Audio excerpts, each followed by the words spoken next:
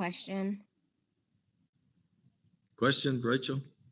Is there any way that you can record this? Because yesterday during my statistics class, my internet went out on me 3 times, and I'm worried that it's going to do it again during class. It'll randomly kick me out and like completely kick me out of Zoom. Okay, well, it's there anytime you want to access it there on the modules. Okay, I'm just kind of worried like it's going to do that like whenever we're actually going over micro and. Yeah, both the handout. The only thing that you didn't that you can't access are those kind of testimonials, Mhm. but you're not responsible for those. That was just icing on the cake Mhm. to try to encourage you to start doing these things. So, Chelsea, have you located it? Did you find it? Is everybody got it pulled up? Yes. Okay, let's see.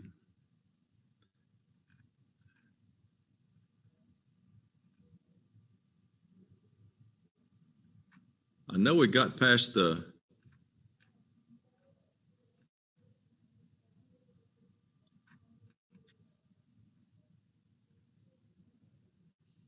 Did we get as far as talking about recording it?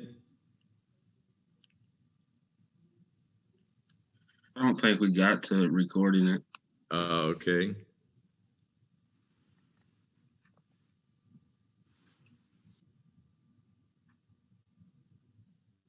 Did we get through the point of? Well, I tell you what. I'll just pick a spot. I'm gonna just pick right here. So if it's a duplication, uh, Chelsea will get it for the one time, and y'all will get it double times.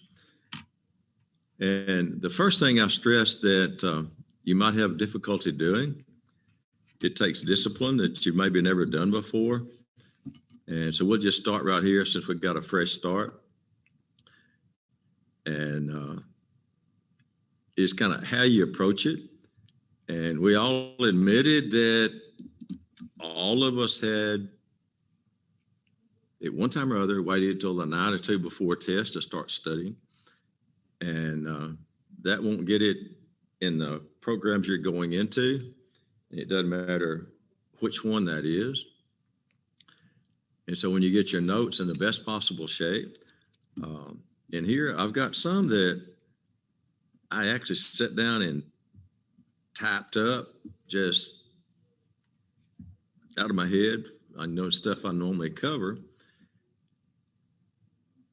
And it's kind of a disadvantage to just give it to you, but I'm going to, as we pull that up and we get started on the material you're going to be responsible for, you won't be having to take the notes. It's going to be there, but I'll just actually go through and then you talk about it more.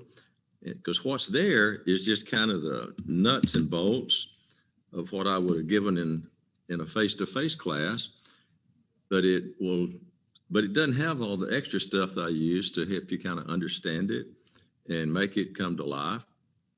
So let's get started here.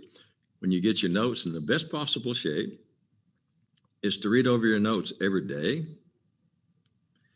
And we've already talked about this. When it's possible, is to read them out loud. This serves two very important functions. And whether you read it out loud and don't record it, that's critical. We're going to see a shortcut in a little bit, and it's going to be the biggest shortcut and a key to success that's going to be in the whole pamphlet, just about. So if you read your notes silently, you're building memory marbles in the visual memory part of the brain. And I remember asking you that, and nobody knew what lobe that was. If you read them out loud in the hearing memory, and you didn't remember what that was. So I hope you don't continue to approach your classes by cramming like you have been. So anyway, if you read it out loud, then you have the memory marbles in two parts of the brain, and it just makes sense. If you have them in two places, it's a whole lot easier to find them. I mean, that's just kind of a duh there, okay? And we talked about that all of us had been reading silently, and then dawns on us that I don't remember a thing I've been reading. And that's because our brain is so amazing. It can do two things at one time, but it can only concentrate on one at a time. So you can be what you're thinking, reading or studying, but if something else is going on, if you're reading silently, your brain's doing that and not paying that much attention to what you're reading. So the reason that's so important is in this paragraph. So I want to stress that again. You have to concentrate more to read out loud. I mean, you can't read out loud and think about something else at the same time. You just can't. If you've ever tried to, if you ever watched some of the cable news, the the news people will be talking about a particular story. There will be a steel print at the bottom, kind of headlines, and then there will be other news scrolling across the bottom. Can you really zoom in on all three? No. You either listen to what they're saying, you're reading and comprehending what's scrolling, and you hear what's going on, but you can't do both. Well, your brain's just that's the way it's wired. And so when you're reading out loud, you really can't think of anything else because you have to concentrate to read. And I mean, don't just read in a monotone like this, but I mean, read with inflection. And you do, it sticks a whole lot better because it's putting in two different places, plus more efficient because you have to concentrate to do it. And you can't think about anything else. And this next part, if you don't have any way to record it, and that's going to be big when I get there. So if you don't have any possible way to record it, this next part, you're going to think that this is not studying. And so one is to do it every day. And that's going to take some discipline. And the next is to do this, because this is the way that many times we've studied in the past. So if you look there, it says when you study, would it be better to go over your material silently, one time, very slowly, trying to learn it all that one time through? Now, that's normally the way you study. We've all been there. I mean, we just grind and grind and grind, going through real slow, trying to learn everything on that page. And it's not all that effective. So it'd be better to do that or just read through your notes, normal speed, out loud, like you're not even trying to learn it. You're just reading it out loud. Well, you form memory marbles each time through, and you'll know it better after the multiple trips. That relates back to what, some of you nailed it when I said, why are you going to be able to, and why was I able to remember some of the songs I hadn't heard in decades?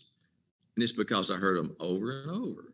And you will be able to do the same thing if you haven't already, that is. Okay, now this is where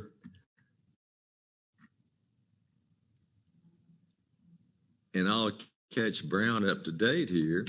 I don't have time to read all the testimonials, but do you remember something that the law student said that she took advantage of being on the road 15 hours a week? She commuted from Athens to Dallas to law school on the road 15 hours a week. Does anybody remember what she said she did that time wasn't a total waste? Does anybody remember what she said she did? She listened to her lectures while driving. Well, That's what I was thinking as well. She listened to her notes. There's one little extra detail. She got all of her notes and made it in her own voice. Right. Okay. So she didn't record and listen to the actual lecture. When she got all of her notes in good shape, she recorded and listened to it in her voice. That's critical.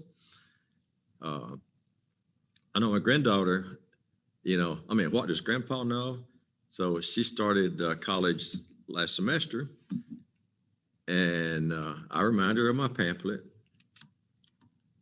And before she went back this time, she wanted to copy, and she said, well, I did record the class. I recorded the lectures and listened to it. I said, no, no, no. And I stressed on her how much more effective it is to put it in your voice. And apparently she thought she needed a little bit of help. So after she kind of learned the lesson the hard way, I think she's going to record all of them in her voice. So I see that some of you have little ones, and I know that takes up a lot of your time, right, Chelsea? Uh-huh, you can just nod here. You have 3? Oh, that takes up a lot of time.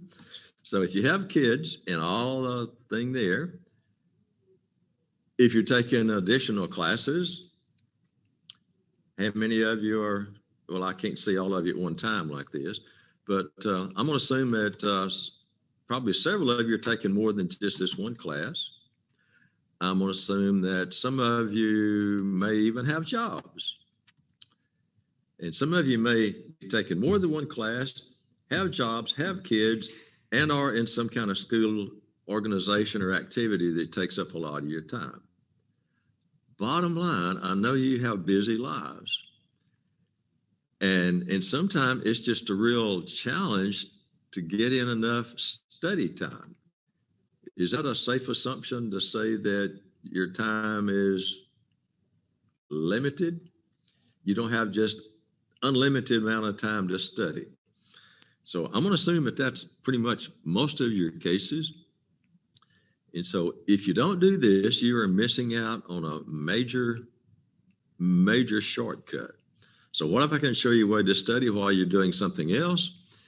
If you don't have a recorder, get one. But you already probably have one if you have a cell phone. Yeah. I figure that all of you know how to record videos. I mean, everybody has a smartphone. I see doing that. Do all of you know how to record just audio? That's probably pretty simple. So, yeah, if you don't know how to do this, I need you to speak up. And somebody that's an old pro at it can tell you. So if you don't know how to do that, speak up. But this next thing, you may not know how to do. And I had some that did in my classes yesterday, so they kind of walked the people through it. And each day after you get your notes, whether I give them to you on Zoom and or they're on the modules, you need to get them recorded. And after each day, you need to add it to it. And I think some said that one approach is to get an app for it, but I'm a dinosaur on this sort of thing. It's on my second time to do Zoom. All my years have been doing face-to-face. Is to set up a file, and then after you add and you record each new day's notes, be able to add it to that file. So you just click one time, and it plays the different days consecutively. Do any of you know how to? I don't want you having to, for day 1, day 2, stop and punch your phone to play each one separate. If you're driving down the road, that's enough distraction that you could hurt yourself or kill somebody. I want to get it where you can punch it one time if you're halfway through the semester, and it's going to play every lecture that you recorded in your own voice. Do any of you know how to do that? Speak up. Oh, I can see some big eyes here. Do any of you know how to do that? I was hoping somebody did. And there's silence. Come on, hopefully somebody knows how to do that. Well, can you get your cell phone there and see if you can figure out how to do it? Because this is critical. Google it, do something, because I don't have a clue, but that's what you need to be able to do.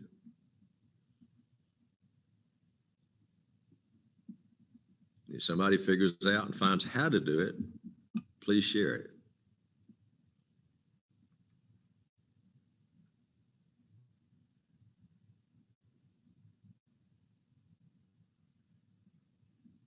I have a recording app on my phone, and you're talking about like just making one large file. I don't know how to do that.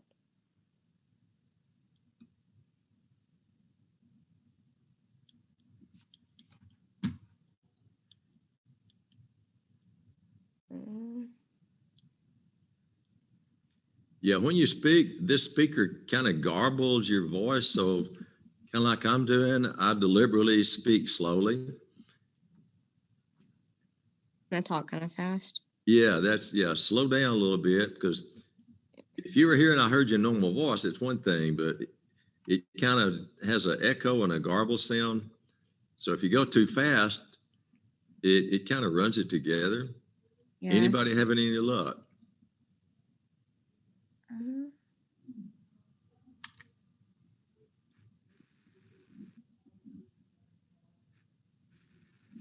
Oh, okay. I'm checking somebody came in late, so let me.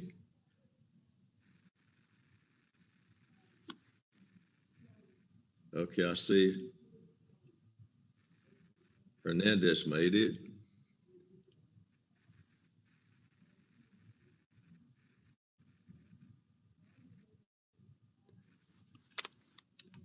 I'm looking for Davis and Mills. I don't see Davis or Mills.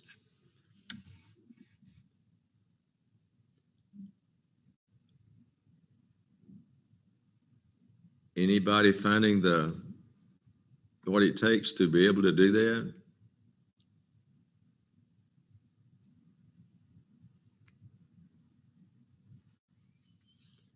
One describes that it took an app, and then somebody else described another way to do it. But it seems like maybe they put it on their computer and then put it back on their phone, but it was over my head, so I wasn't able to follow it. Mr. Price.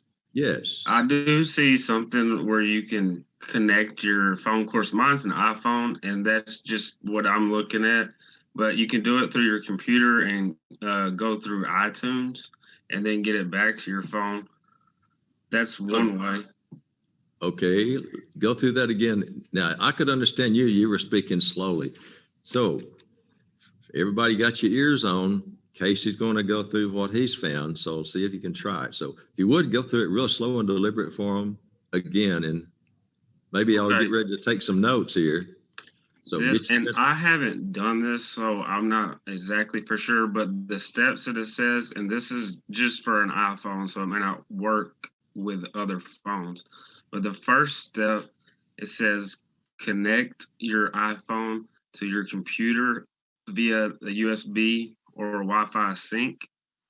The second step says open iTunes. The third step, click the icon that represents your iPhone along the top menu bar. The fourth step, select the music option from the sidebar. And the fifth step, it says check the sync voice memos box if it's not already checked. Okay, just a minute, Casey. If they're like me, I wouldn't have been able to get all that down. So do each step and then I'm having trouble. And give them time to write each step down before you go to the next. I will. I can go over each one because I'm not exactly. I think I know what it's talking about, but I've never done it. Okay, but the first step. Okay, then give one step at a time and let them have time. Okay. So on the first step, it says to connect your iPhone to your computer via USB or Wi-Fi sync. Okay, pause. Y'all getting it down? Give me a nod so you know when to go to step 2. Everybody ready for step 2? Okay, give them step 2. Okay, the second step, just states to open iTunes. Just stop right there, pause after each kind of phrase. Okay.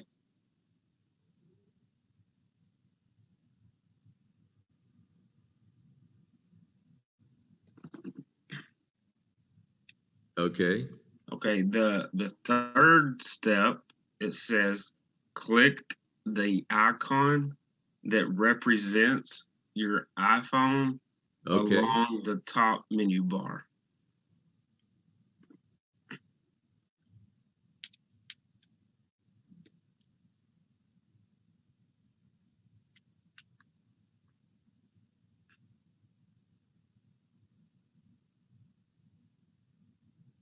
Okay. They're probably ready. Okay. The fourth step, it says select the music option from the sidebar.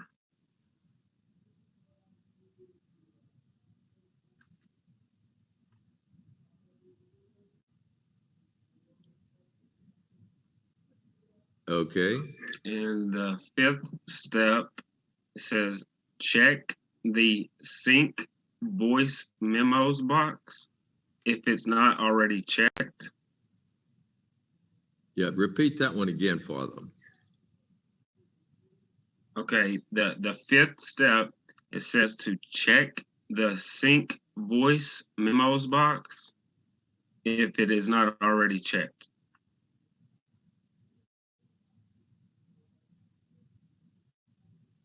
Okay. Did all of you see how easy it is to understand here? So if all of you speak that way, I can do a better job of it. Okay. Is there more to it there? That's all the steps that I'm seeing so far. Let me just double check real quick. No, okay. There is a sixth step. The sixth step, it says press apply or sync in the bottom right corner.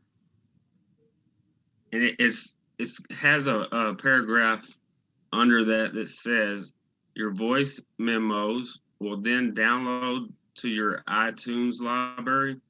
From there, you can drag memos to your desktop or anywhere else you want them stored. Okay. If you found a site that has all of that, could you just email everybody in the class that site? Yes, I can. Yeah. I should have thought about that at the very beginning, but so you got it there. And then uh, if you can just email all that to them, and then y'all try it and see if it works. I know that sounds like what one was describing, but another one said that you can get an app that does it. So if you find out that it would be simpler and easier, you might check into that. So if somebody could real quickly uh, see if there's an app that does it that would make it simpler, you wouldn't have to go so many steps. That might be easier and faster. I found an app that's called Easy Voice Recorder. And Oh, it's okay. Send that. and then hold on. You go over it saves a list. Okay.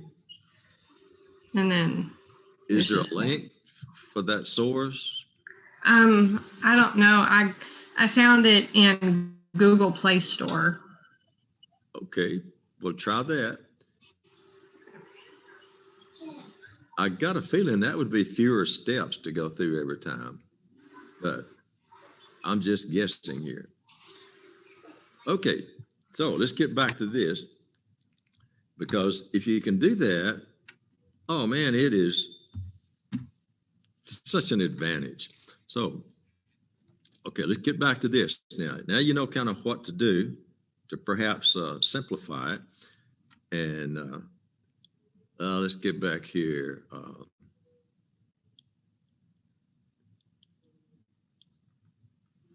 Okay, there's kind of a way to do it. So I already talked about that pretty much all of you have cell phones. So when you get your notes, and if you're in a class that your textbooks, you're given handouts or whatever, when you get it all together in the best possible form, read them out loud and record it. But there's something you need to do before you actually record it. Now, this is for any class that you encounter from here on, or any that you're taking now, is to read it through slow and deliberate, kind of like the way Casey was doing a minute ago, but do it with pauses.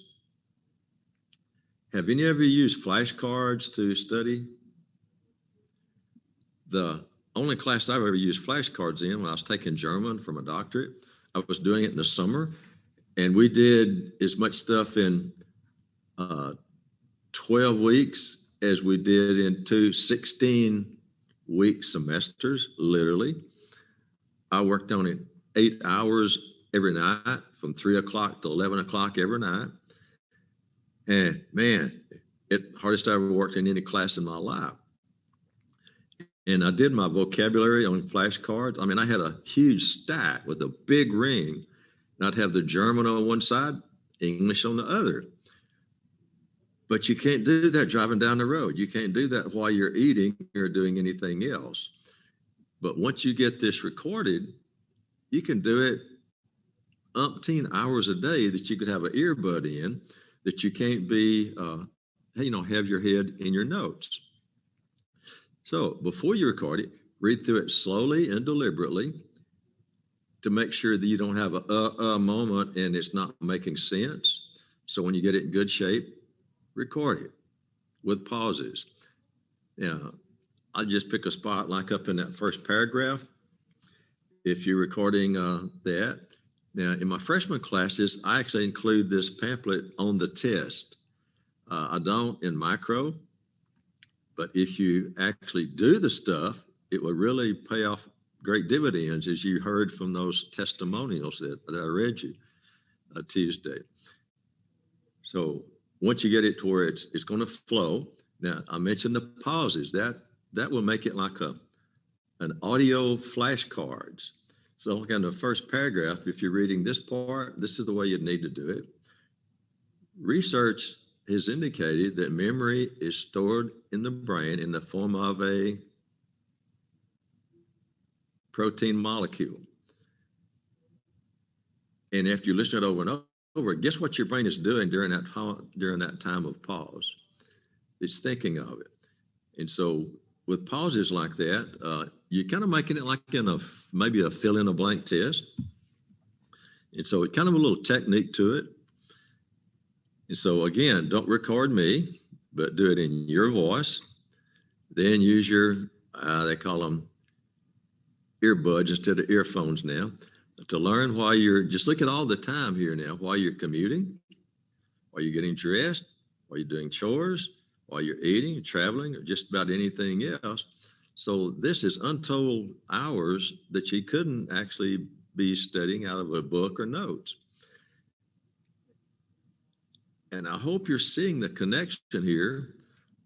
Well, some of you said that I was able to recall songs I hadn't heard in decades because I'd heard them over and over and over, playing multiple times a day for days or weeks. Okay. So this works on the same principle as that, or hearing those songs over and over. And here's why I know it works. This is the way I studied for my doctorate comprehensive exams. And I proposed this, and my freshmen never had thought about it, but they thought there wouldn't be a very high graduation rate, even for their associate's degree, if you had to do what you have to do on your doctorate. So on the doctorate, knowing that this was down the road, these comprehensive exams, I mean, you keep your notes, you're more conscientious about learning the material, because it doesn't matter if you made all A's on every course that you took on your doctorate. You have 3 days of written exams, and every professor or any professor that you had during that time period submits a list of questions from their course, And if you don't successfully pass that, you don't get your doctorate. I mean, you would have a lot of time and money wasted and nothing to show for it. And so that makes you approach it a little bit differently. Mr. Price, Yes. are if you do fail it, I mean, this is just curiosity. If you do fail it, do you get an opportunity to retake those again, the test again, the No, it's not comprehension? like high school. You don't retake. Oh, so you just get one shot and Just like in nursing school, dental hygiene school, chiropractic school, you think they're going to let you take it until you make a grade you're satisfied with? No, no, no, no. It's not like that when you go to the university or the next level. So you're going to have to kind of get out of the high school mode. And let me get you marked present here. Got you. Okay. Okay, so I accumulated all my notebooks and all my notes, and I was kind of the same boat that many of you are. I was teaching a full load, and some people before me out here that were working their doctorate, they gave them some like time off, and they abused it. So when I came along, I didn't have any time off, so I had to teach a full load. And most days I didn't get off till like 3 o'clock or so. And so 2 days a week, after my last class, I commuted 80 miles each way. I went on Saturday. So 3 times I had, it was about an hour and 15-minute drive each way, hour and a half, three,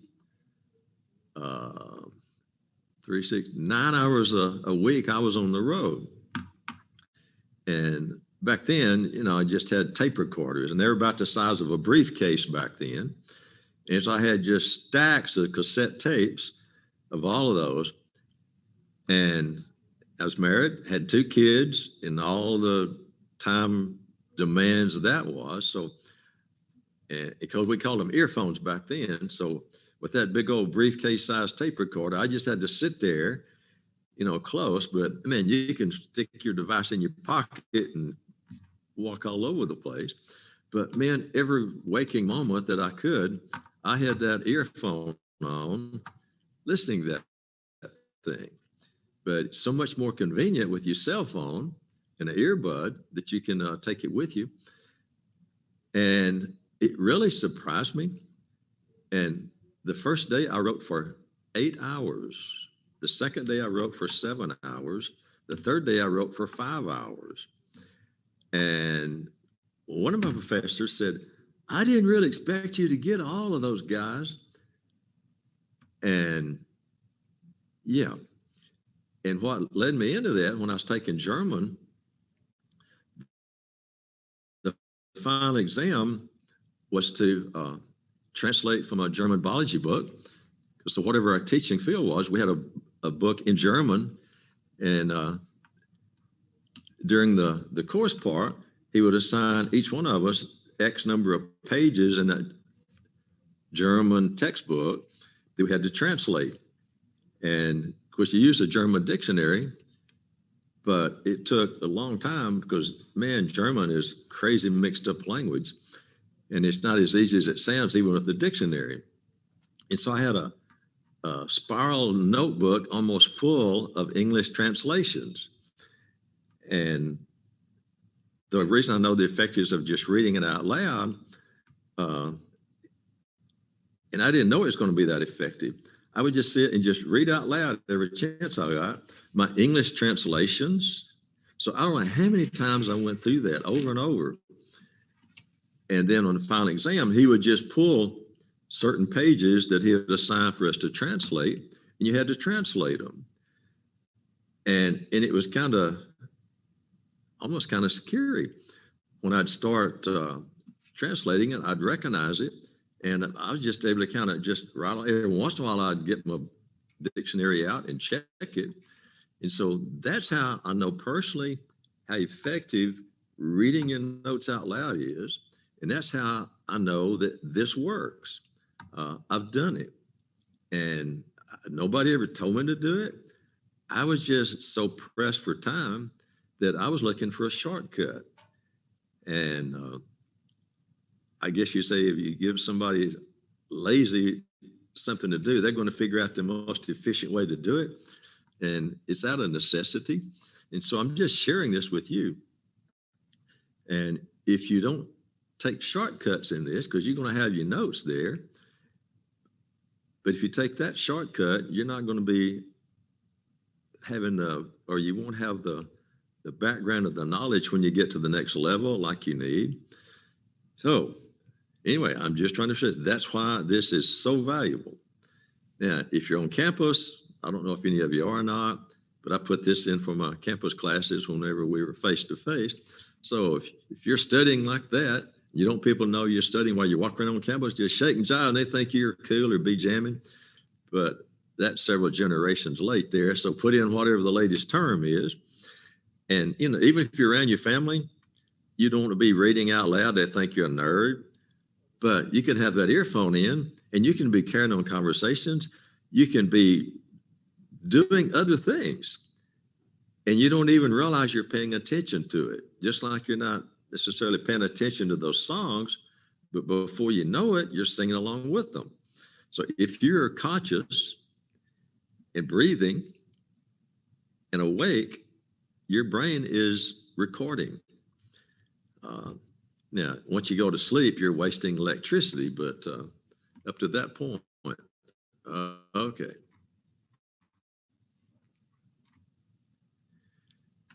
Now, if you do this, it'd be kind of like reciting a poem. And I think I'm going to address that here in just a minute. Okay, so you've listened to it over and over and over. So if you're not careful, it's real easy to know the words to the song, but not know what the song means. Regarding the class, that means you may have your notes down like you know your name. You could almost quote your notes. You could almost recite them verbatim and still not ace some test. And in mine, it's kind of like that. So how can that be? And this is what the law student was stressing. Knowledge is useless unless it can be applied to real life situations. Some tests require you to do this. Nursing tests require this. State boards require you to do this, that you have to apply what you've learned. So even if the class doesn't require you to do that, what good is your knowledge if you can't apply it? Think about it. Now, through the years, I've seen fewer and fewer students coming in and said that they had to do this in high school. So I'm going to zoom up and down. If you don't have your camera on, put it on if you have one. And so I can see a few, and I got to zoom it. Be nodding your head, yes or no. In your high school English class, did any of you have to get in front of the class and recite poetry? Okay, I see brown, green, and okay, let me go to the others. Casey, no. Josh, Sarah, did you have to? Sarah, are you there? Haley, did you have to? No, I did in middle school though. Okay, well, that used to be a big thing. Okay, let me go another one. In history, American history or American government, did you have to learn and get up and recite like the Gettysburg Address, the preamble of the Constitution? No. Like sophomore English, did you have to get up and quote from Shakespeare, any of that? None of you had to do that. I mean, we would read out loud, like when we would read the Shakespeare plays, but we never had to like stand in front of the class. We would just sit at our desk and each person would go around and read a part of Shakespeare and then try to tell the class what it meant, what they thought it meant, because, you know, in high school, you're clueless when you read Shakespeare. You don't understand it at all. So, Okay, well, but so none of you had any did. experience at doing that. So it's going to be a little more difficult, but what Shirley just said, and I always had difficulty with this, particularly when I was taking English out here when it was Hick Chick. We had to read poetry, and then we had to put down what we thought the poet was trying to say.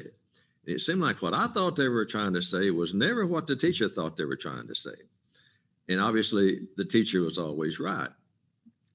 But I don't know if it was junior or senior or both, but we had to recite 100 lines of poetry each semester. 100. You could either pick your own poems or the teacher would assign it, but everybody in the class had to do 100 lines of poetry. You could do it all at one time or spread it out, but 100 lines. And I remember I did mine on The Creation by James Weldon Johnson, and it had 100 lines, and I got taken care of. And if you've never had to do that, I bet some of you know the words of some songs that you've heard over and over. So here's my question. Is it possible to know every word in the poem? You could recite it perfectly.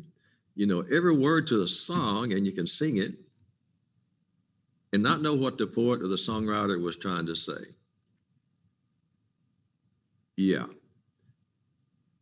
You can have your notes in micro memorized, A and P memorized, and if you can't apply it or use it, it's useless. And I had a lady in micro class, it's been a long time ago, and she was a returning student. She had children up old enough she could spend a little time away from them, and came back to school, got her associate's degree in nursing. And I guess she really loved it. She went and got her BS in. She got her master's degree in nursing and taught at the nursing school for years. She's since retired. I've since had 2 of her granddaughters in class. So I've had students that I taught their grandmothers. And of course, she was a returning student, but mathematically, I've been teaching it long enough. I could have taught some of your grandparents right out of high school. And oh man, yeah, if I didn't know better, I think I was getting old. Anyway, this is how critical this is.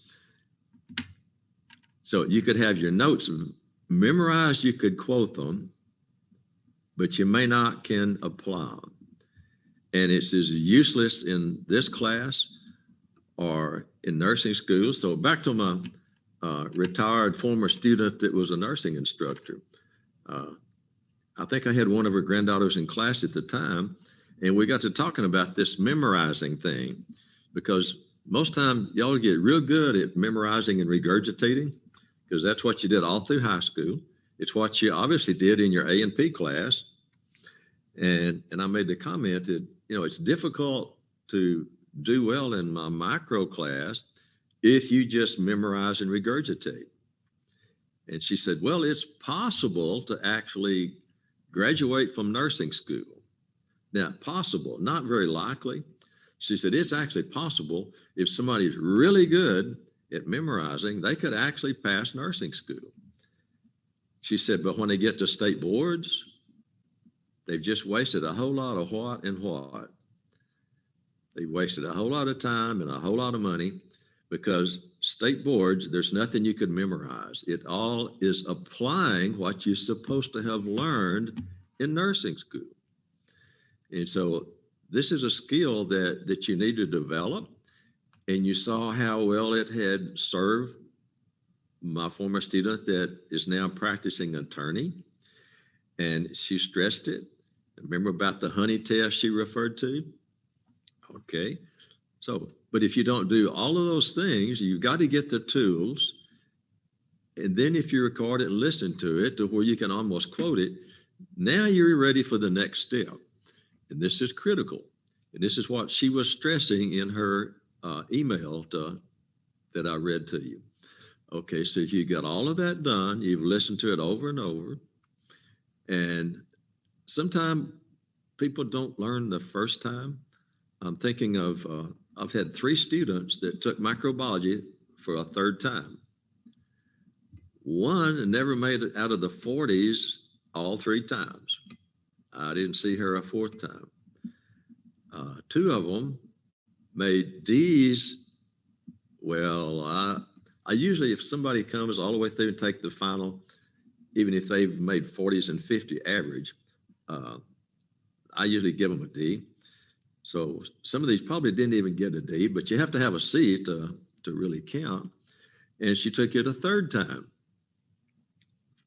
First test, she aced it. And the two that did well the second time, I said, what did you do different? And I get this sheepish grin, what you told us to do the first time. And she worked at Walmart, had 2 or 3 kids, worked a full shift. I don't know if it was 4 or 5 days. And I don't know if they had a policy if you could listen to music while you're working or not, but okay. But kind of like Cheryl, she had long hair, covered her ears up. Yeah. And so it worked. She said 8 hours a day, I listened to micro. So she put her device and ran the wire up under her blouse or shirt and earbud and said, I listen to micro 8 hours a day. And she aced it. But it takes another step. And this is what I want to stress to you. And this is why the law student said she had such an advantage of how to learn and passed the bar first try, top 10% of her class, and she had just been an average student. Okay, so hopefully now you're ready for the final step. You've been in class, you've taken good notes, you've reviewed them daily out loud, or maybe even listened to them daily on your recorder or phone. Now let's get ready for that applied part. As you review, reword. Now this is your hard copy notes now.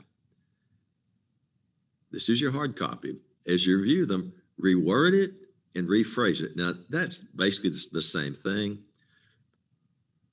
The material in your notes, or if you have a class that gives handouts, or your text highlights, but reword it and rephrase it. That means put it in your own words. And I have so many students that say, man, their family learned lots of micro because they're always, teaching them the material and they're putting it in their own words. And if you can explain it to somebody, you have a big advantage. Now, this is real common in nursing school. And in my face-to-face classes, people could do this. Now, if y'all could get, online or get on Zoom, just some of you, and I'm going to address this, but let's see if you can figure it out. I'll tell people if they get in a study group and they take turns asking each other questions, who benefits more, the one asking the question or the people answering the questions? Plug in if you think you know which would be. Answering. Okay, everybody agree with him? The one answering the questions would be get the most benefit? Anybody have a different idea? Both.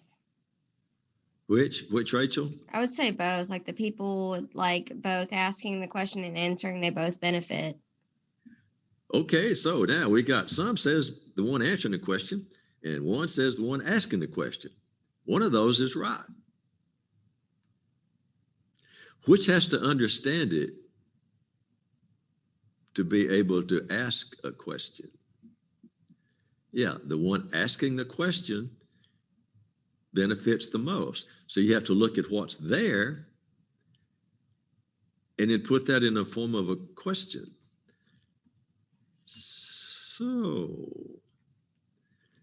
So if you can't reword it and rephrase it, this is critical. If you can't do this, then you don't understand the material. You just have it memorized, and that's what y'all are used to doing. This next step, if you're by yourself, now I've had students that sit down and actually write out questions. That takes too much time. But after you've listened to it over and over, you've reworded it and rephrased it, then as you look at your hard copy notes, then you need to just look at it and ask yourself questions about the material. Try to get instructors' head and figure out what they might ask about the material, because that's what we do. That's what all instructors do. They ask you about it. There's going to be some of mine it's just cut and dry, but many times It's worded different from the way it is in your hard copy notes. And so if you reworded it and put it in different forms, here's another tip. This is actually taking the test. So reword and rephrase the test questions to make sure you understand what's being asked. Then you might get it in the form you learned it. And if we were doing face-to-face class, I used to call them pod sessions. It was a program we had for a while. And if you made 70 or below, I want you to come in and go over it. Now we'll do it at the end of the class on Zoom, and not specific questions, but to see if you need to do things differently. But every time when people would come in, regardless of what they made, there'd be question after question after question. They'd say, sheesh, I knew that. Because they wouldn't read the question carefully and make sure what was being asked. Many times on the viruses, we cover the cells that are infected, and we talk about the virus themselves. And they'd know it so well, it's as if they just read through it, but they'd answer the cell when I was asking about the virus, or answer about the virus when I was asking about the cell. So always what is asking, be sure you can read and find all of the clues, because you're going to have from 25 to 40 answers to pick from. There's not going to be one right answer and 4 wrong. Now, the answers are very similar. For instance, would antibodies and antibody production be 2 different answers? Yes. Would penicillium and penicillin be 2 different answers? Yes. Will somebody die today because somebody did what they thought the direction said? Maybe you don't know that. There will be multiple people die today because somebody did what they thought the direction said. They gave them medication they thought it said. They thought they gave them a amount of a medication that it said. And so you're going to have people's lives in your hand, and you need to learn to read carefully, critically, and think before you act. And my test will require you to do that. And so many times they'd just say, sheesh, oh man, if I'd have just thought. Because sometimes you're going to have to put several things together to come up with an answer. You may say, well, he didn't talk about that. But somewhere in your notes for that unit, for that section, I've given you the information that you can use to think it through and figure it out. So if you just have stuff memorized, you can't do that. Okay. Okay, so if you do all of that, and I'm going to pause here and be quiet a minute if I can, and I want you to, on your hands, see how many fingers you can use and identify all the specific things to do to be successful and form long-term memory. I'm going to shut up for a few seconds here and see how many you can come up with without looking back.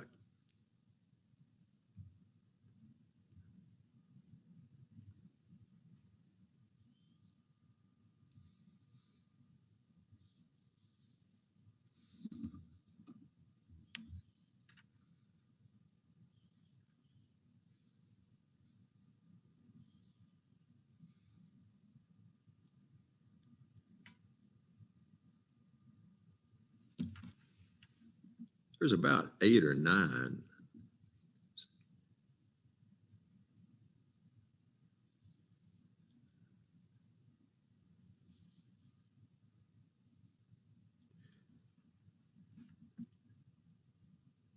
All right, scroll back and see how many you can come up with, the specific things to be successful.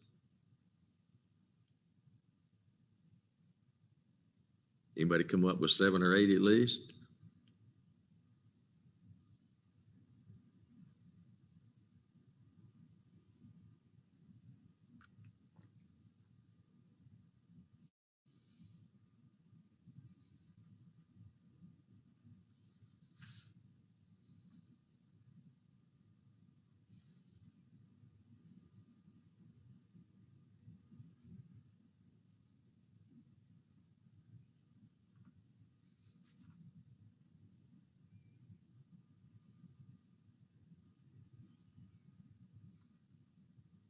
Anybody come up with 5?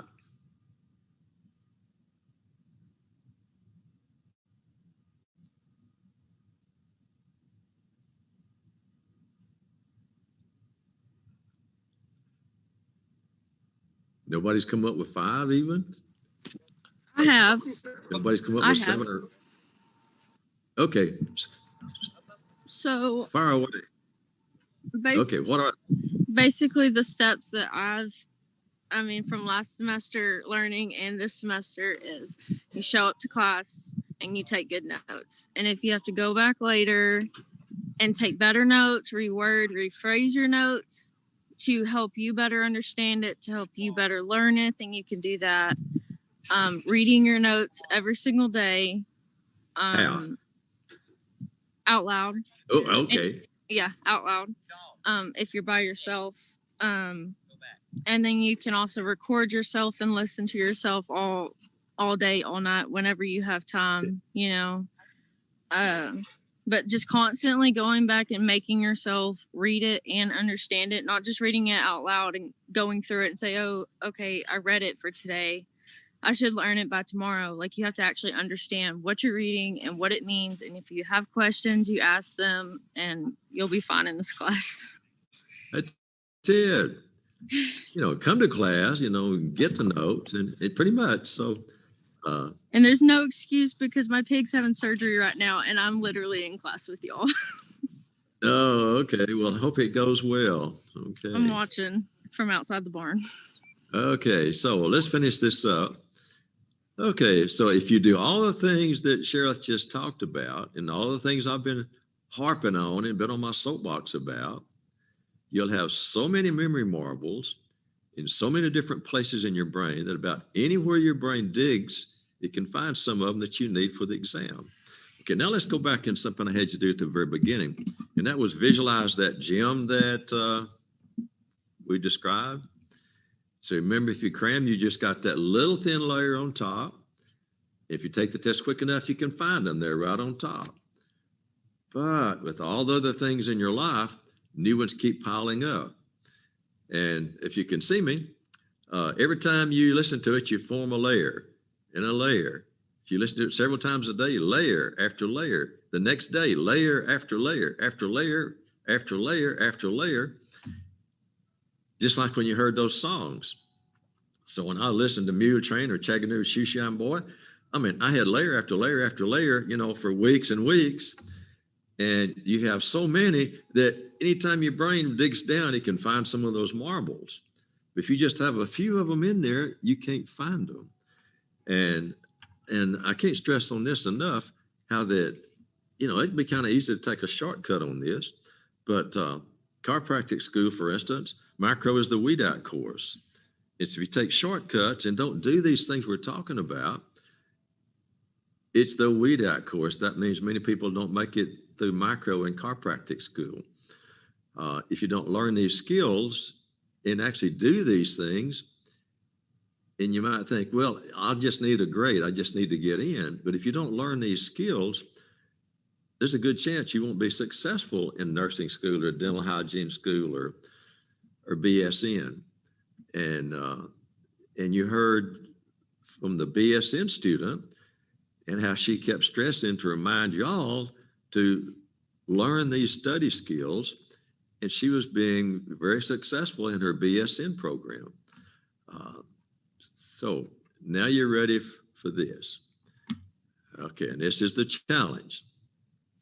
I double dog dare you to try these principles and practices recommended in the pamphlet.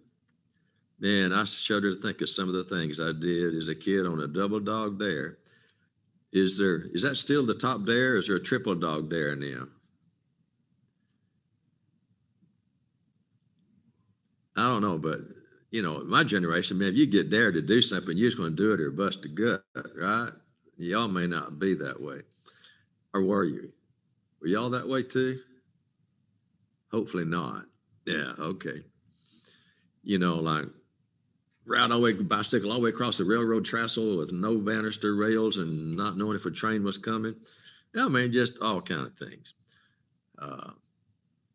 So nothing make me happier to know that you're performing at a level equal to your abilities. So give your brain a chance to do the best job it can for you. You might be surprised at what you're capable of. Was one of the testimonials that I read to you Tuesday actually surprised at what he was capable of doing?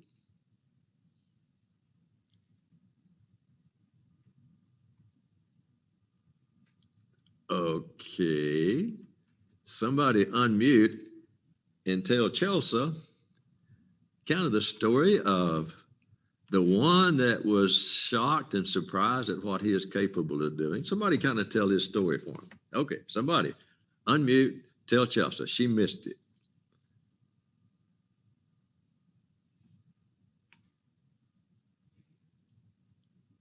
Oh, I thought Rachel was going to do it. She unmuted there for a minute.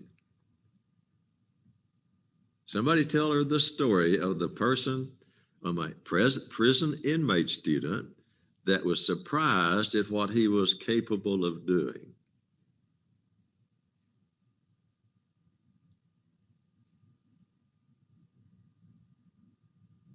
Well, I may just have to read that one again. Just hang on. I think Nobody wants to talk to me.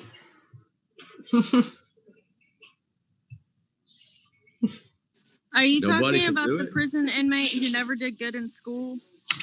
Yeah, okay, tell her about it. So there were two inmates. One of them did pretty good. He was a pretty good student, and then the other one did not care, never did anything in high school, and I think he learned how to learn in prison, and that helped him farther on. Did he ever get out? I can't remember. Oh, how did he learn how to study in prison? He was in my biology class. Hang on just a minute.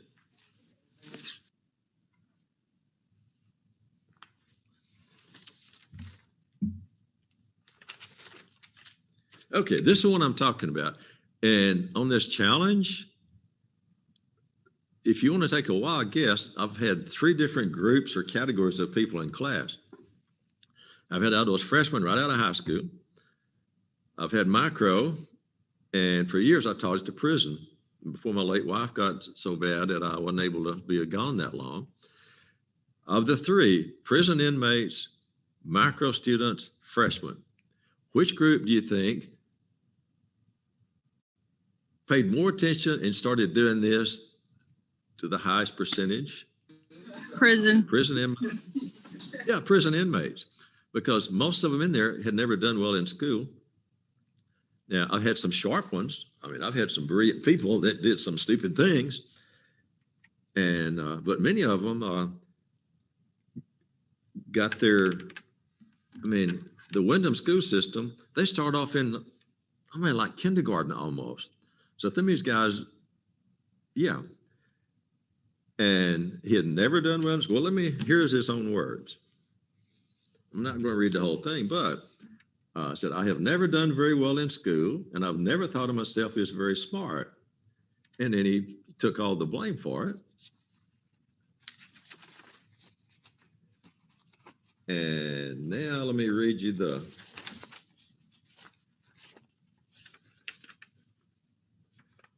and he started doing all of these things, understand? And he wrote this as he was about ready to graduate. He said, college has changed my life. It has given me confidence in myself and my abilities that I've never had in my entire life. It's given me hope that I can be productive and successful. And here's what led to that. He said, I've taken every class as seriously as I took yours.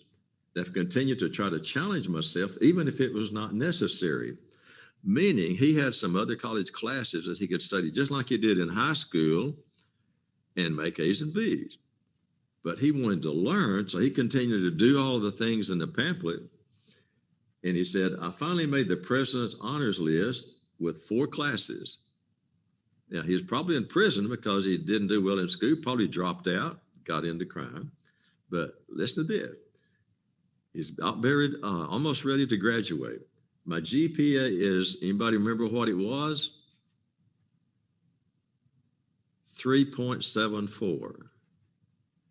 He had never done well in school, never thought he was very smart, because nobody had ever given him a manual on what was required to learn. And this is the one that sounds more like most of you. So don't let this be you. Have you ever had someone try to give you some really good advice, but you didn't take because you thought the way you were doing things was just fine? He said, well, I have. And remember, he made a D in my class and dropped history before he failed. Then he started doing all this stuff. And after that, he made only 2 B's and everything else A's. So whether you're a good student and you think you can get by just memorizing and regurgitating, it won't work very well. And after he came back and did it right, he made an A in my other class. Okay.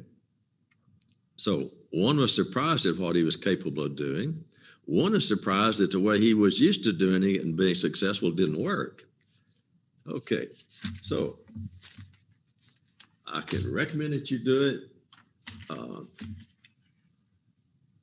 It took 2 people the 3rd try of taking micro before they did it, and then they were very successful. So let's do it the first time around.